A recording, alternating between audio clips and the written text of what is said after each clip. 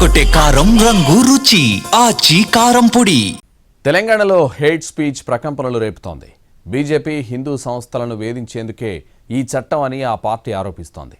సనాతన ధర్మానికి వ్యతిరేకంగా తీసుకొస్తున్న ఈ బిల్లును తీవ్రంగా వ్యతిరేకిస్తున్నామని స్పష్టం చేస్తోంది. ఇతర మతాల పట్ల విద్వేష వ్యాఖ్యలు చేస్తే సహించమన్న రేవంత్ రెడ్డి దీనికి సంబంధించి కర్ణాటక తరహాలో హేట్ స్పీచ్ చట్టం తీసుకొస్తామన్నారు. ఎవరైనా పనిగట్టుకుని అలాంటి వ్యాఖ్యలు చేస్తే కఠినంగా అణచివేస్తామన్నారు సీఎం. ఇతర మతాలను కించపరిచే విధంగా ఎవరైనా మాట్లాడితే చట్ట పరిధిలో వాళ్ళని శిక్షించడానికి అవసరమైన చట్టాన్ని ఈ మధ్య కాలంలోనే కర్ణాటక రాష్ట్రంలో కాంగ్రెస్ పార్టీ శాసనసభలో ప్రవేశపెట్టి ఇతర మతాలను కించపరిచే విధంగా ఇతర మతస్థులను తక్కువ చేసే విధంగా మాట్లాడితే శిక్షించే విధంగా చట్టాన్ని సవరించిండ్రు.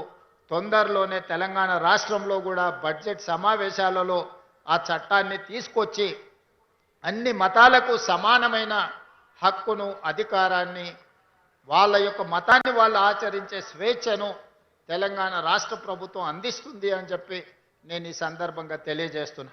హేట్ స్పీచ్ చట్టం తీసుకొస్తామన్న తెలంగాణ సీఎం రేవంత్ రెడ్డి ప్రకటన రాష్ట్రంలో రాజకీయ ప్రకంపనలకు కారణమైంది. దీనిని తీవ్రంగా వ్యతిరేకిస్తున్నామని బీజేపీ స్పష్టం చేసింది.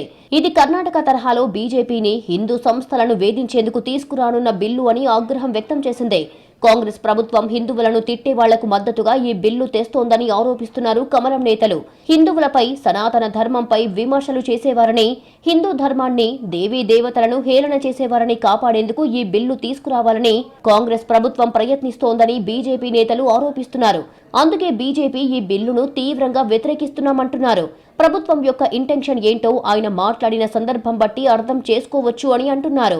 ఈ చట్టం యొక్క అసలు లక్ష్యం హిందూ ధర్మ స్వరాన్ని అణచివేయడమేనని బీజేపీ రాష్ట్ర అధ్యక్షుడు రామచంద్రరావు ఆరోపించారు.